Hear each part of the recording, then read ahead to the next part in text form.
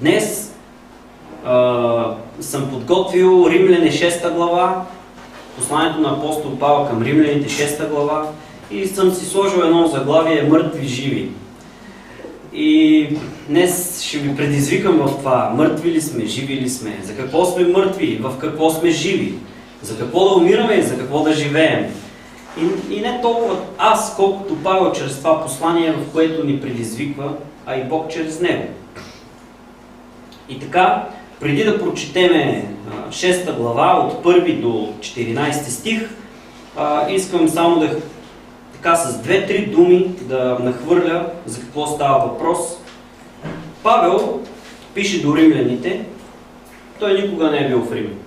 Абсолютно никога до сега не е ходил в Рим. И това послание, което той пише, е до римляните. Евентуално някои богослови предполагат, че той искал там да направи свое трето мисионерско пътуване, с което да стигне надолу до Испания и Рим да бъде една база, в която той да може да се връща, да събира сили, да се подготвя и да продължава да разнася благовестието. И в Римляни той пише, че абсолютно всички са грешни. И в първите няколко глави той говори, че целият свят е в грях и че Божия съд е срещу всички. И че езичници, юдеи, всички са под грях и всички са виновни за грях. И няма праведен нито един.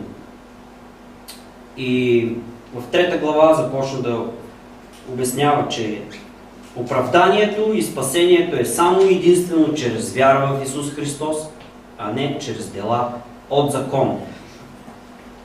Дава пример с Авраам и Божието обещание, което е към Авраам в 4 глава, и в 5 глава говори за мирът ни с Бога. Че това е ключово. И така, оправдани чрез вяра, имаме мир с Бога, чрез нашия Господ Исус Христос. И заключава, че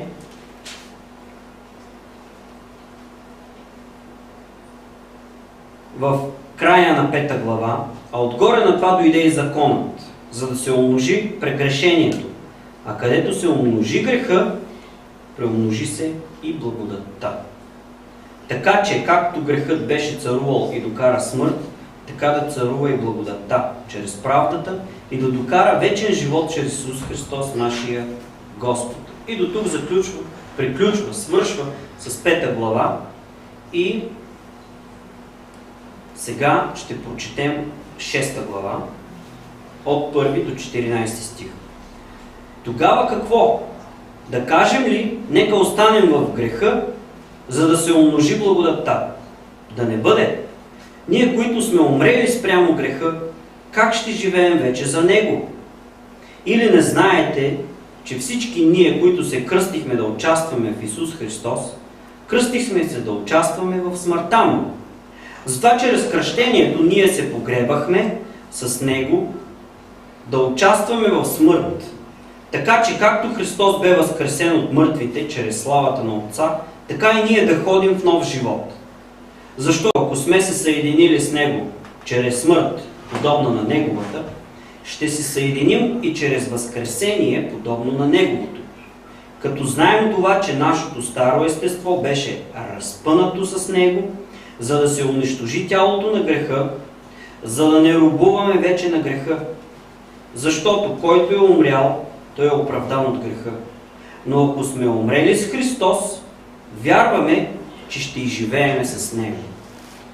Като знаем, че Христос, като бе възкресен от мъртвите, не умира вече, смъртта няма вече власт над Него. Защото със смъртта, с която умря, той умря за греха веднъж завинаги. А живота, който живее го за Бога. Така и вие смятайте себе си за мъртви за греха, а живи за Бога в Христос Исус. И така, да не царува грехът във вашето смъртно тяло, за да не се покорявате на неговите страсти.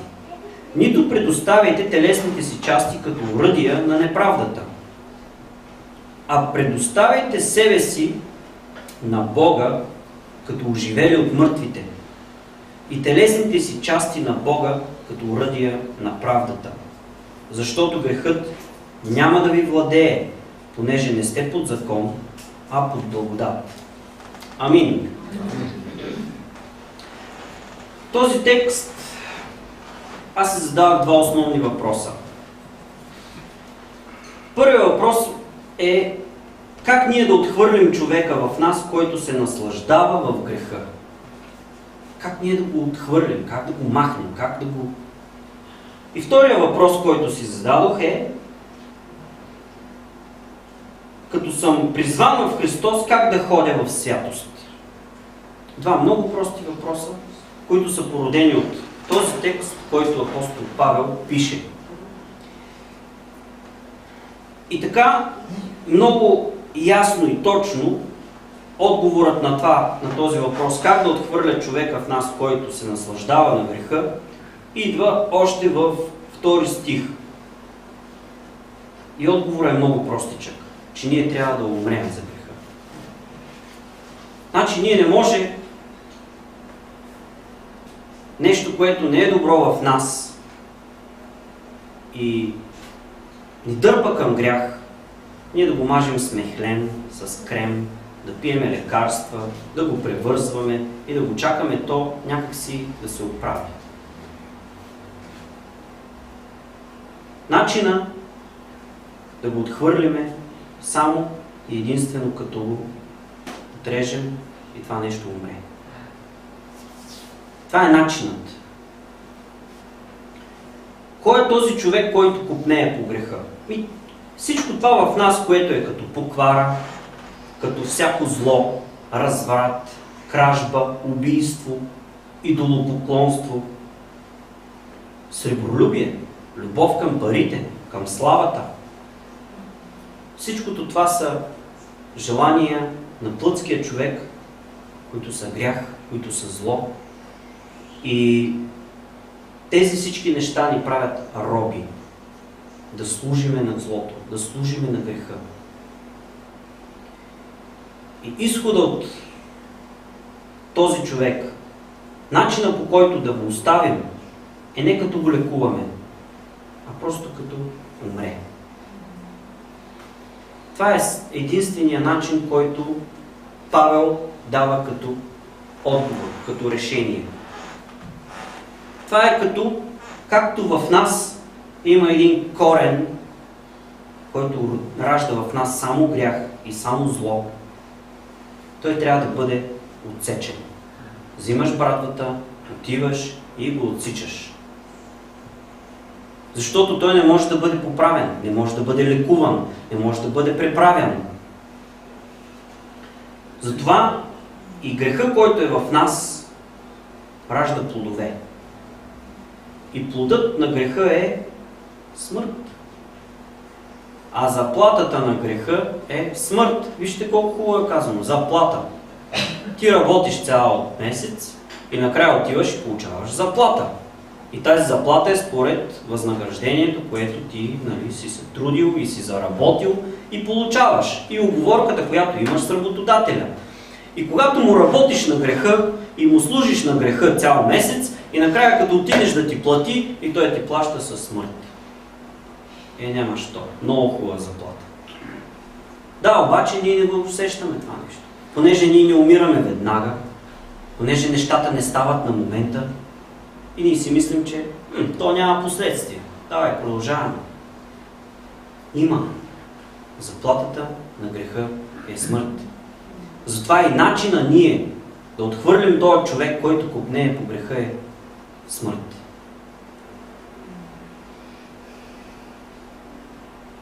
Първото и най-основно нещо на въпроса, как да го направим?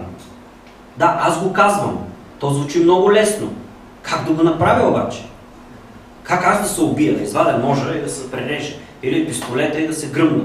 Ще реши ли проблема? Не. Добре, как да го направя? Първото и основно нещо, най-важно и ключово е взимането на решение. Оттам тръгва абсолютно всичко. Това е взимането на решение като задаване на посоката на един кораб. Корабът тръгва от пристанището. Крайната му цел е от точка А тръгва, точка Б да стигне. и той се насочва точно в тази посока, към точка Б. Настройва всички уреди, компаси, сателити, свързва се и се насочва точно натам, за да стигне в крайната точка. Затова и ние, първото и основно нещо, което трябва да направим избор, да вземем решение, че аз искам този грях, който е в мен и това зло, аз искам да умрея. И аз взимам решение. И днес правя този избор и се насочвам към точка Б. И моята точка Б, знаете ли коя е? Исус Христос. Точка А съм аз. Избора на решение е първото нещо, което ще направи. Точка Б е Исус Христос. Да избера Исус Христос. Да избера нашия Господ. А не греха, а не злото. И така, в текста ни се казва: или не знаете, 3 стих, че всички ние, които се кръстихме да участваме в Исус Христос, кръстихме се да участваме в смъртта му. И общо взето, този текст ни говори едно основно нещо. Ако не умрете и не живеете с живот, като на Исус Христос, не можете да получите живот, както получи Исус Христос. Той е нашия пример.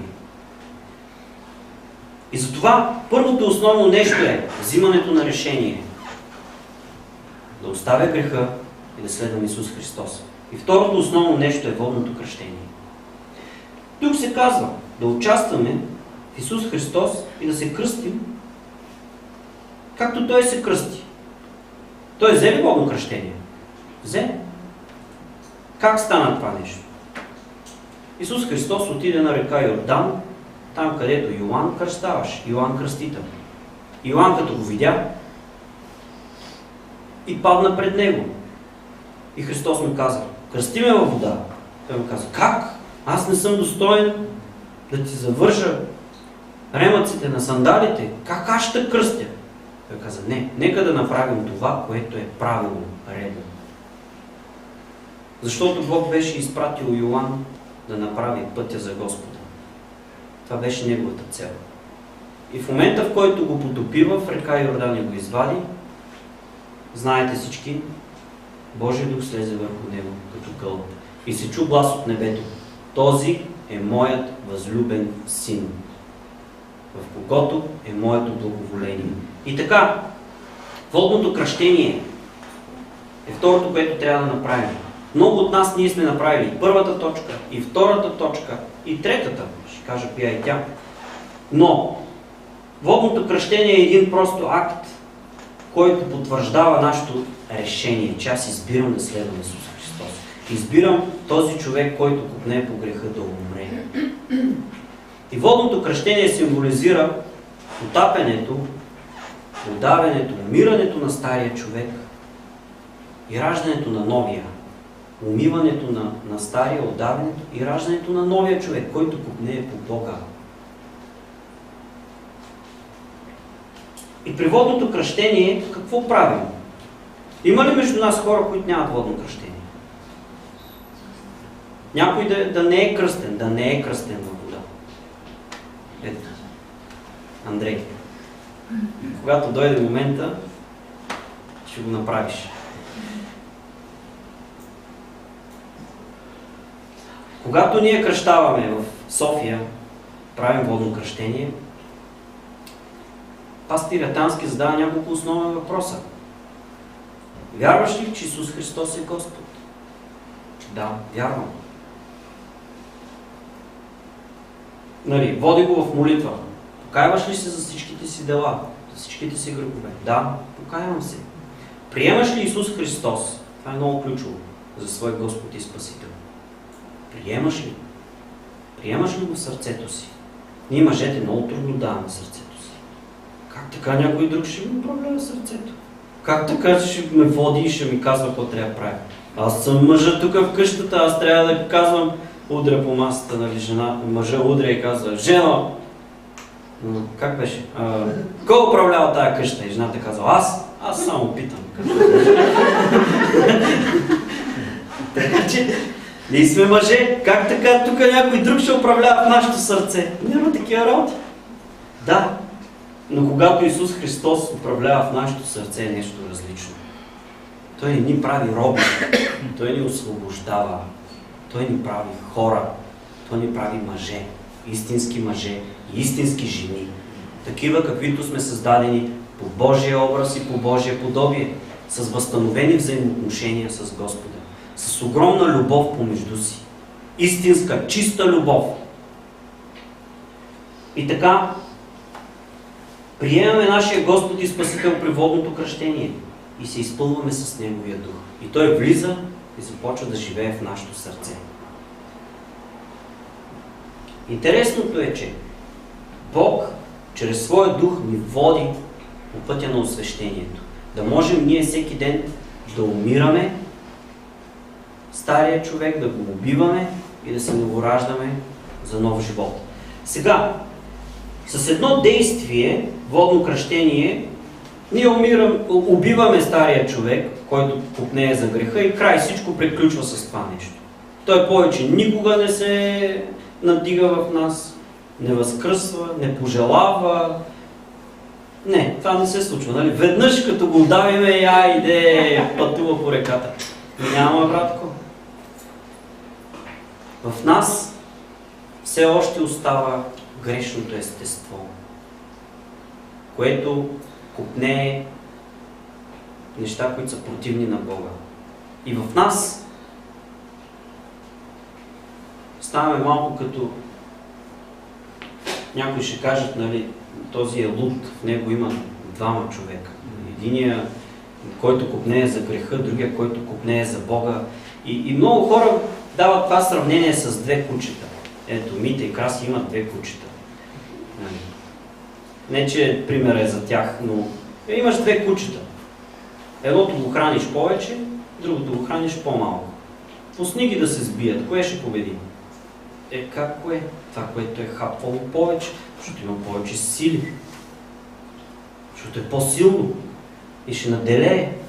Затова като в нас продължава да бушува светостта, която копнее към Бога, Божия дух, и плътските страсти, които копнеят противното на духа, ти кое храниш повече? Кое храниш повече?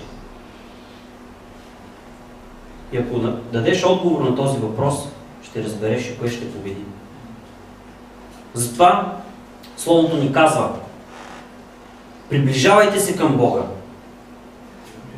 и отдалечавайте се от греха. И Той ще се отдалечава от вас. Не дейте, аз много обичам този пример. И не един път съм го давал. Ако е тук, тази линия, края на сцената е границата, в която до тук аз върша праведни дела. Ето до тази линия. Ето тук. Обаче от тук нататък, в момента, в който стъпя, там вече е зло, там вече е грях.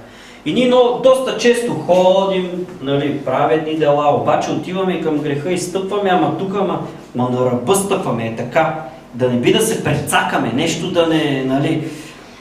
Ма там вече е злото, да не изпуснем нещо. Трябва от всичко да се възползваме в този живот, ама до максимум. И стъпваме на ръба.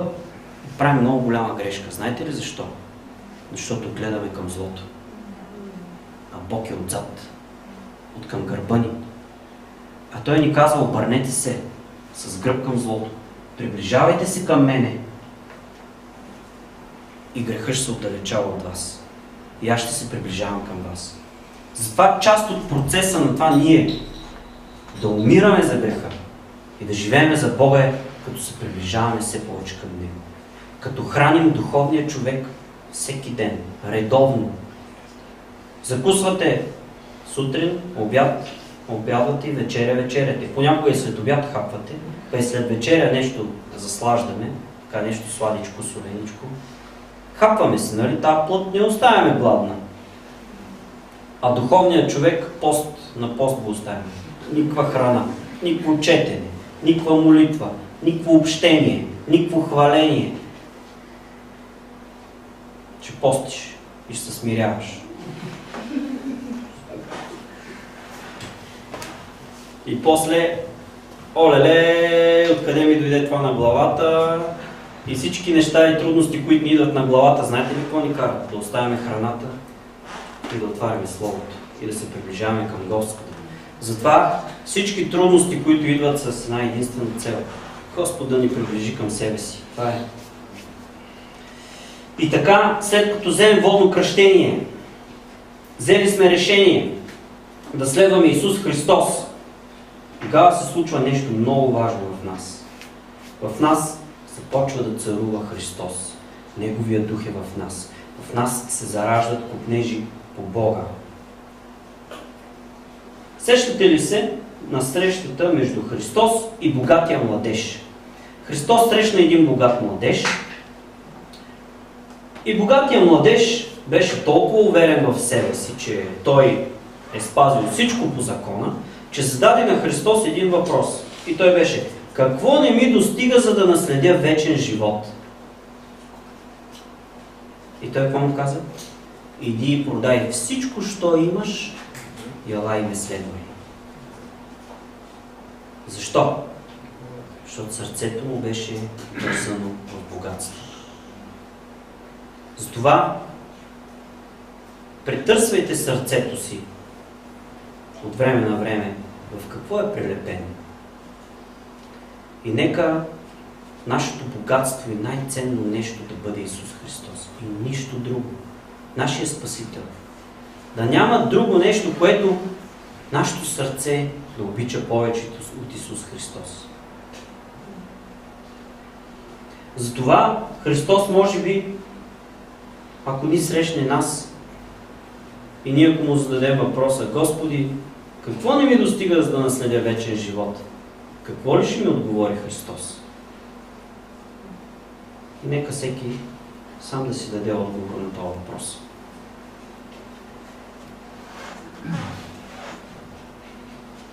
Да не пропуснем нещо от записките.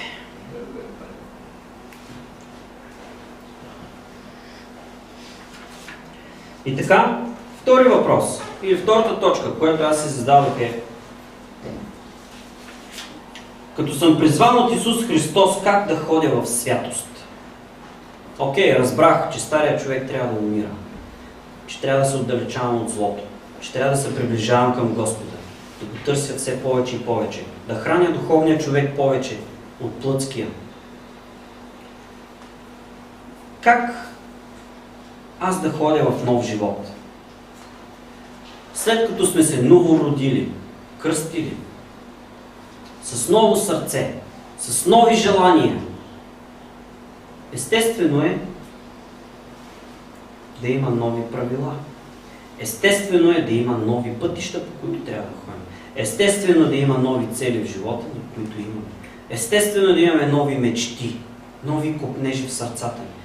Нещо, което е различно от предишния начин на живота. Нови приятели, нови примери и духовни водачи, които да следваме и да поддържаваме. Това означава да си новороден в Христос. Да има промяна на твоя начин на живота. Да има промяна на ценностната ти система. Не просто да си го заявил и да отишъл и да си взел водно кръщение и да си продължиш по старото. Тук да се роди нещо ново. Нещо, което не е от плътта. Нещо, което е отгоре. Духовно. От нашия Господ Исус Христос. Защото ако сме се съединили с Него, чрез смърт подобна на Неговата, ще се съединим и чрез възкресение подобно на Неговото. Така че част от новия ни живот е свързан с всички тези нови неща, които се раждат в нас.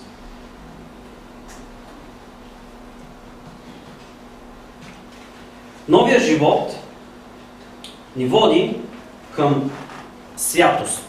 Какво означава това, че ние, колкото повече се посвещаваме да живеем за Господа, осъзнаваме колко грях има в нас, колко зло има в нашето сърце. Интересно е, че това е един процес. Никога в началото, когато човек е повярвал в Господа, Господ не му е изредил пред очите всичките му грехове и зло, което има в сърцето. Напротив, приемате и с много любов и с много грижа те води. И когато ти ходиш с Него, осъзнаваш какво има в твоето сърце. Какво искам да кажа? Един ден от всичките пъти чистя малката зала в църквата, в София. И тя има прозорци, но денят беше мрачен, нямаше много светлина. И аз с прахосмокачката минавам така по редовете, почиствам пясък, буклучета, косми, нещата, които са паднали по земята. И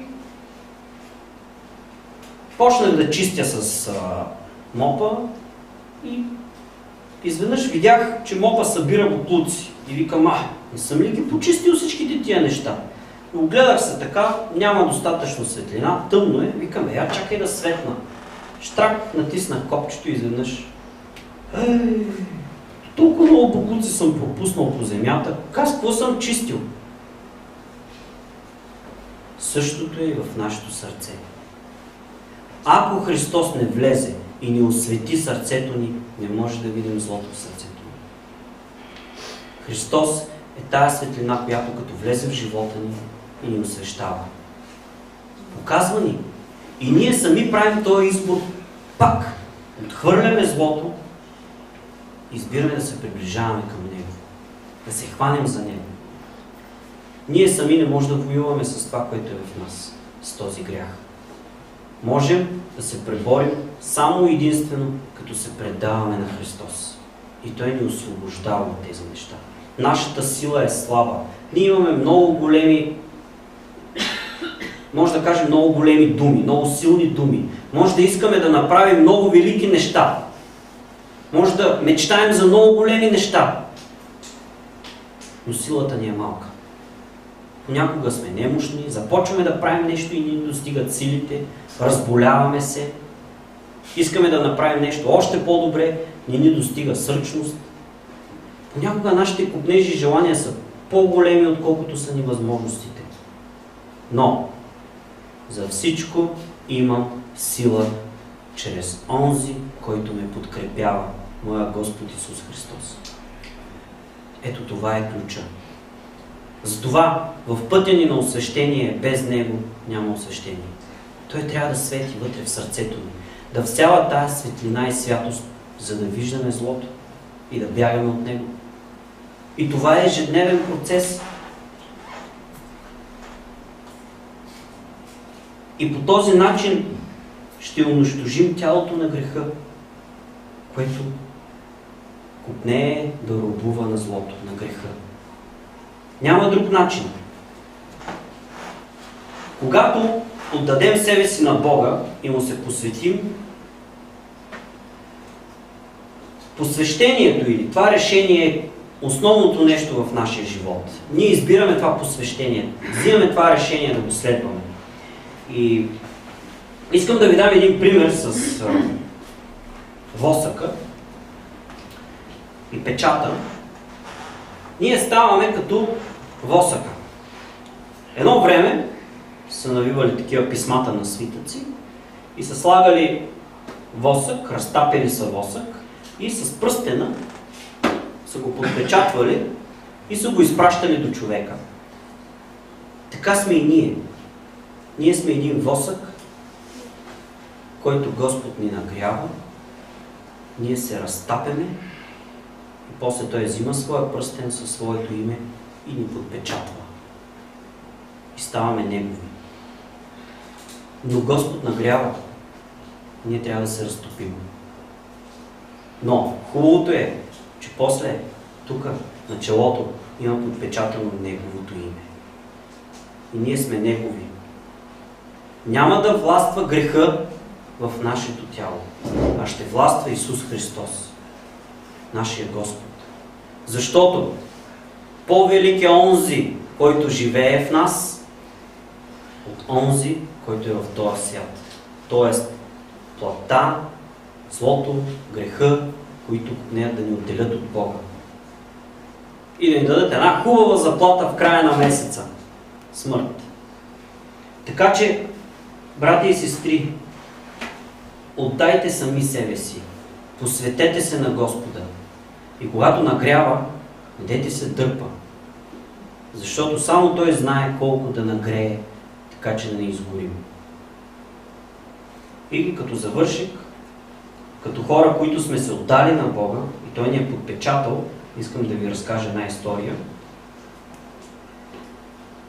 Един брат, американец, пътува с автобус и кара една група с хора. И автобуса се разваля по време на движение. Системата за управление на кормилото и гумите, нещо се разкачва, автобуса става неуправляем и той катастрофира. В цялата катастрофа умират много хора. Идва полиция, този мъж е обвинен, че той е виновен за убийството на всички хора и го изправят на съдебен процес, да го съдят. Тогава от някъде се появява един мъж, който застава свидетел, да свидетелства за този мъж и казва: аз бях в колата, която пътуваше срещу автобуса, когато този автобус катастрофира.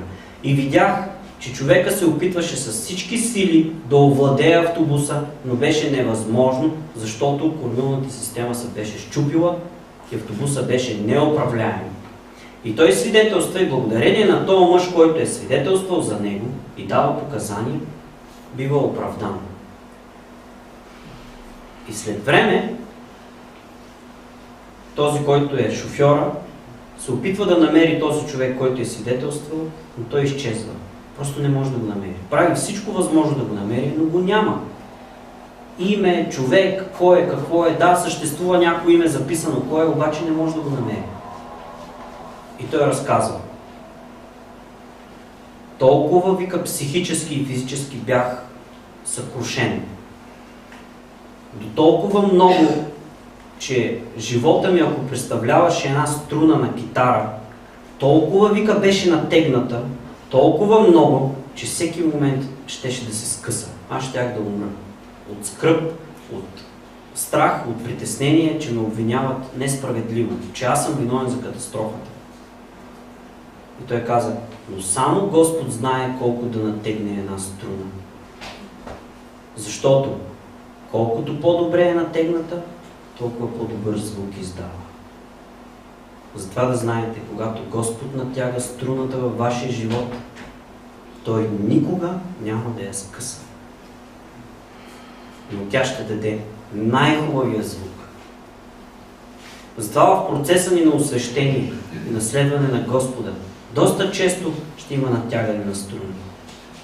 Но да знаете, тогава се издава най-хубавия звук.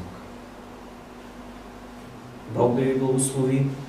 Продължавайте да издавате най-хубавия звук. Ще има още натягане и има още накъде, но то ще става още по-добре. Бог да ви благослови. Бъдете съвършенни, както е съвършен нашия Небесен Отец. Благодаря ви.